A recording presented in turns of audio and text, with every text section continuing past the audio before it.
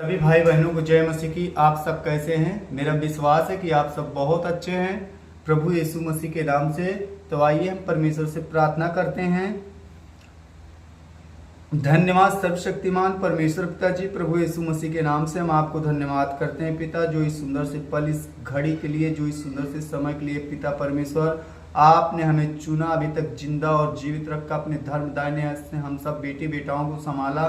मेरे महान ईश्वर, हम सब परमेश्वर पिता आपको धन्यवाद करते हैं पिता, धन्यवाद करते हैं और सारी आदर महिमा आपको देते हैं प्रभु यीशु मसीह के नाम से। और है हमारे पिता, आज हम इस पवित्र स्थान में पिता परमेश्वर जो भी आपके वचन को सुनो पिता परमेश्वर, ये वचन हमारे जीवन में 100 गुना फलों को लेके आए और कोई चोर दुष्ट गंदी आत्मा ना चुराने पाए, ना भरमाने पाए, ना बहकाने पाए। यीशु मसीह के सामर्थी नाम में हम मांगते हैं आपकी महिमा के लिए, आपकी दया को, आपकी इच्छा को।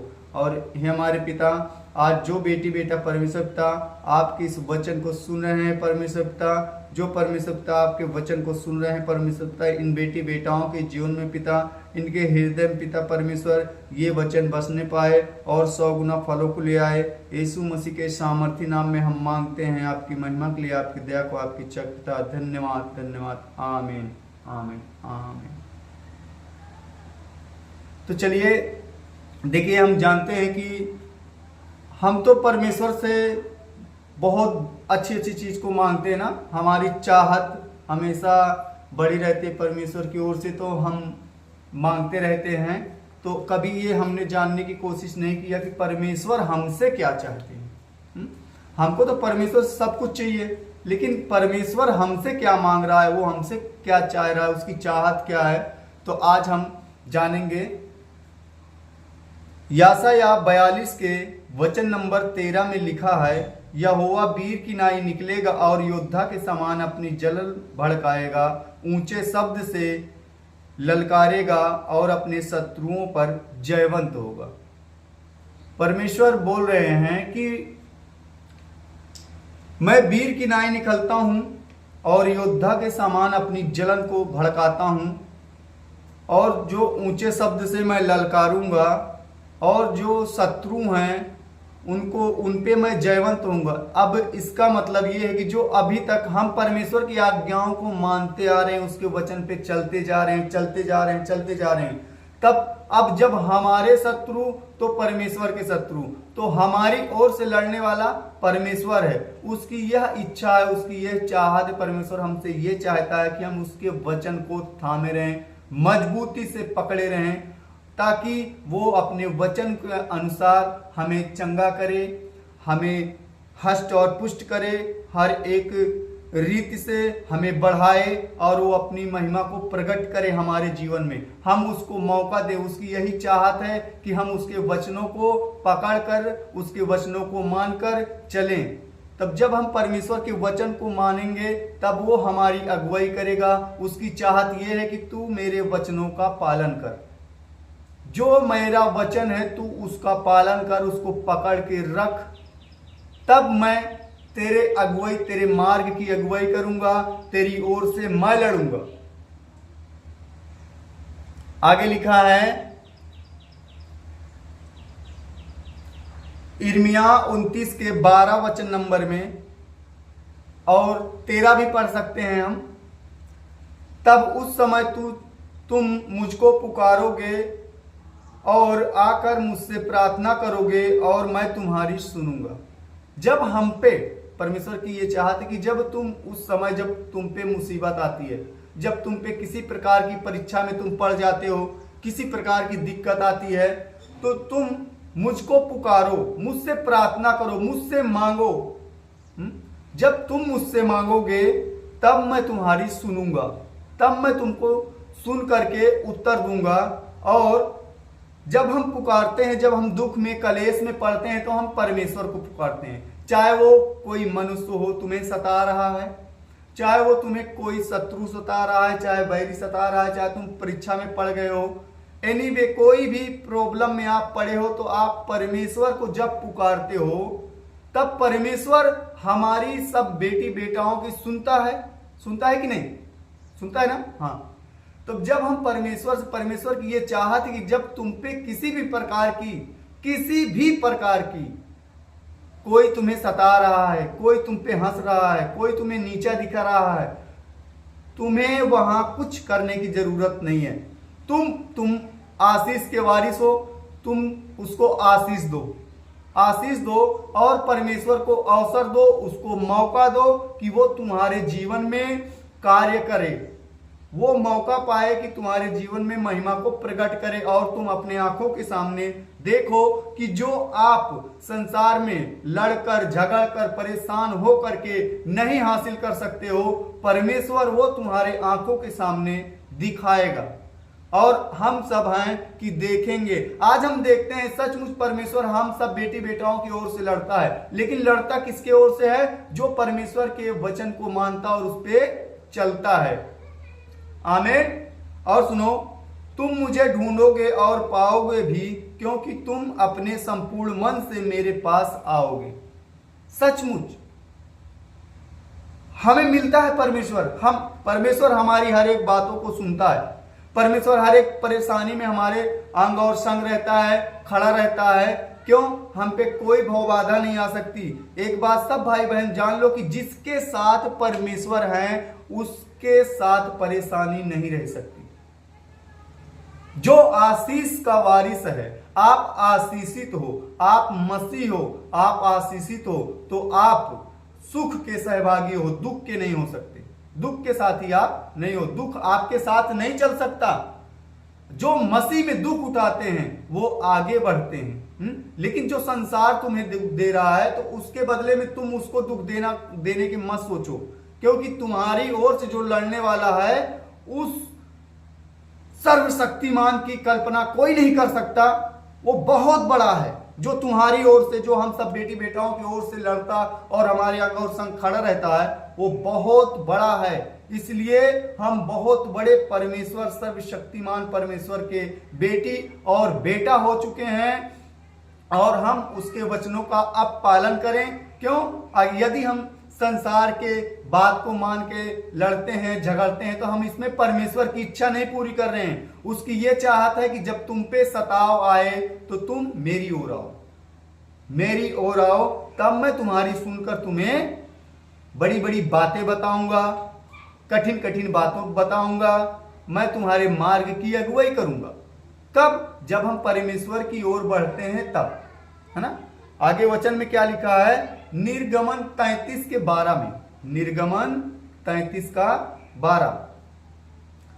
और मूसा ने यहोवा से कहा, सुन, तू मुझसे कहता है कि तू इन लोगों को ले चल, परंतु यह नहीं बताया कि तू मेरे साथ संग किस को भेजेगा।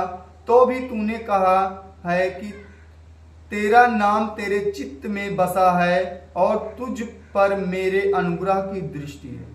मूसा को तो बोल दिया कि जाके पूरी सेना को ले जाके चल, आगे चल, हाँ, पर उसको ये नहीं बताया कि मैं तेरी अगुवाई करूंगा, मैं तेरे मार्ग के आगे आगे चलूंगा। हाँ, तब मूसा ने कहा कि परमेश्वर, तूने मुझे तो आज्ञा दे दी कि तू अपने लोगों को ले और आगे बढ़, परंतु मुझे ये नहीं बताया कि मेरे संग जाएगा कौन जाएगा। परमेश्वर से बोल रहा है मूसा कि आपने मुझे आज्ञा दिया, लेकिन मुझे ये नहीं बताया कि मेरी ओर से कौन लड़ेगा, कौन जाएगा। तो भी तूने कहा कि तेरा नाम मेरे चित्त में बसा है और तुझ पर मेरे अनुग्रह की दृष्टि है। तब परमेश्वर ने मूसा से कहा, यहोवा ने मूसा से कहा कि तेरा नाम मेरे चित्त पर है। हाँ, मैं तुझको जानता हूं, मैं तुझ पे चित्त लगा रहा हूं, ध्यान रखा हूं कि तुझको मैं कहां भेज रहा हूं। हाँ, तुझको मैं आगे बढ़ने के लिए बोल रहा हूं, तो उसके लिए मैं कुछ सोचा हूं। परमेश्वर जब हमारे लिए कुछ सोचते हैं ना, तभी हमको आगे बढ़ने के लिए बोलते हैं। जब परमेश्वर हमारे लिए कुछ बड़ा सोचते हैं ना, तब हमको भार हमारे सर पे आता है। जब उस भार को हम देख के घबराए नाना प्रकार की परीक्षा में पड़ जाए, तो हमें घबराना नहीं है, हमें परमेश्वर के वचन को थामना है। उस पल उस घड़ी परमेश्वर में हमें मजबूती से रहना है, ताकि परमेश्वर की जो महिमा हम पे हुई है ना, मेरे भाई और बहनों वो प्रकट हो, जो काम हमें मिला है। क्यों? ये जो दुख है ना, ये दुख के आगे बहुत बड़ा सुख छुपा है, वो हमारे समझ से बाहर है, वो हमारी समझ से बाहर है, उसको हम नहीं समझ सकते। परमेश्वर जब हमें कोई काम देता है, जब हमें कोई आज्ञा देता है, तो उसकी आज्ञाओं को हमें मानकर चलना चाहिए। हमें यह नहीं सोचना चाहिए कि परमेश्वर ने वचन में बोल दिया मांगोगे तो दिया जाएगा, अब कैसे देगा कैसे नहीं देगा, वो हमारा काम नहीं है, वो उसका काम है। मांगना हमारा काम है, उसकी इच्छा क्या है, उसकी इच्छा के अनुसार चलना हमारा काम है। अब उसकी मर्जी है, आगे वो हमारे जीवन में क्या करेगा ये हम नहीं जानते हैं। तो हमें परमेश्वर की हर एक आज्ञाओं का पालन करना चाहिए कि उसकी चाहत, उसकी इच्छा यही है कि हम उसके वचन को माने और उसके वचन को पकड़कर चले। जैसे उसने कहा है वचन में कि जैसे मैं मूसा के अंग और संग था, वैसे मैं तेरे भी अंग और संग रहूंगा, है ना।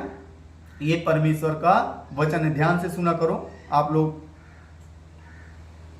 अब आगे पढ़ेंगे। यशायाह 56 के 1 में लिखा है, यशायाह 56 के 1 में लिखा है, यहोवा यों कहता है न्याय का पालन करो। किसका? न्याय का पालन करो। क्योंकि मैं शीघ्र तुम्हारा उद्धार करूंगा और मेरा धर्मी होना प्रकट होगा। तुम न्याय का पालन करो, जो तुम्हें मैं आज्ञा देता हूं उस आज्ञाओं का पालन करो। जो मैंने तुम्हें न्याय का काम सौंपा है उस काम को करो, ईमानदारी से चलो, परमेश्वर की उपस्थिति में चलो और उसकी उपस्थिति में अड़े और खड़े रहो। तब तुम धर्म के काम करो, तब मैं उद्धार करूंगा तुम्हारा और मेरी महिमा प्रकट होगी तुम सब पर।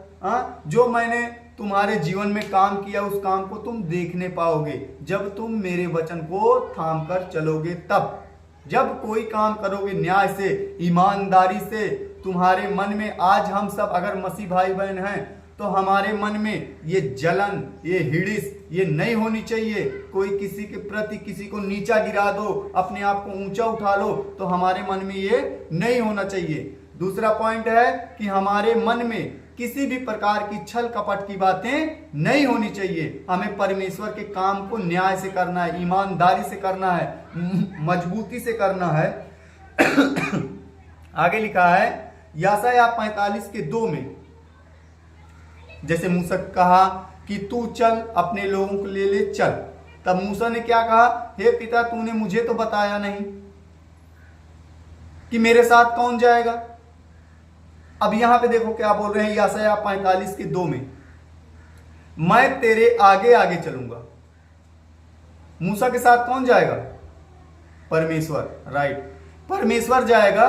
तब इस बात को ध्यान रखो कि अगर मूसा के साथ परमेश्वर वहां जाने के लिए बोले थे, लेकिन मूसा को यह नहीं बोले थे कि मैं तेरे संग चलूंगा। उन्होंने कहा था कि मूसा लोगों को ले ले और तू चल, है ना। यहां पे बोल रहे हैं यशायाह 45 के 1 में 2 में 45 के 2 में लिखा है, मैं तेरे आगे आगे चलूंगा और ऊंची ऊंची भूमि को चौरस करूंगा। मैं पीतल के किवाड़ों को तोड़ डालूंगा और लोहे के बेड़ों को टुकड़े टुकड़े कर दूंगा। तू चल, तू आगे की परवाह मत कर, क्योंकि तेरे अंग और मैं संग हूं।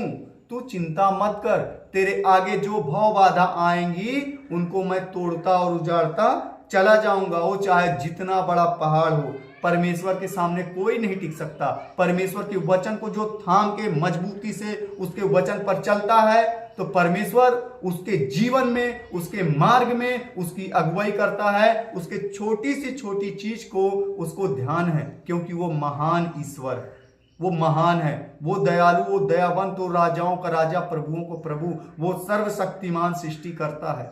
उसको तुम्हारी छोटी से छोटी चीजों को ध्यान है। आप शायद अपनी छोटी छोटी बातों को भूल जाएं, लेकिन परमेश्वर आपकी बातों को कभी नहीं भूलेंगे।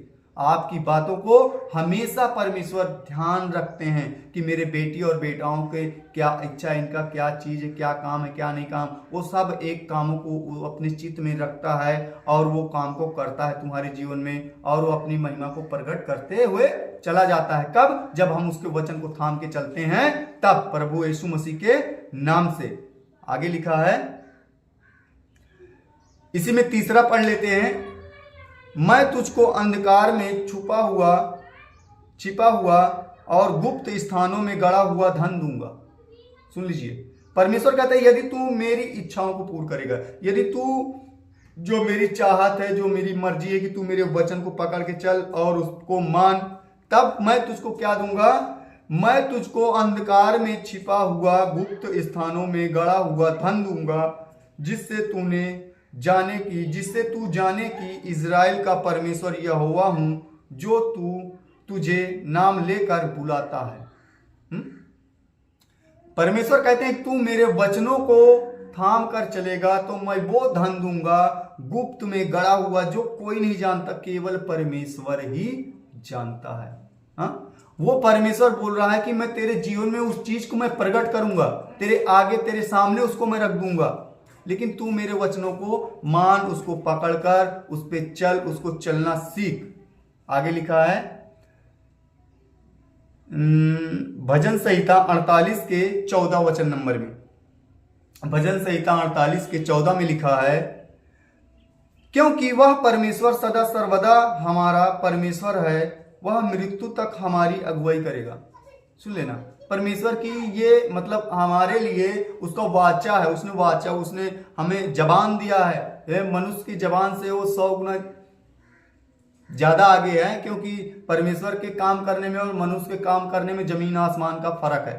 तो यहाँ पे परमेश्वर ने हमसे वाचा बांधा है, हाँ, कि क्योंकि परमेश्वर सर्वदा तक हमारे अंग और संग रहेगा, चाहे हम जीवित रहें तो मर जाएं तो परमेश्वर हमारी अंग और संग हमारी अगुवाई करेगा।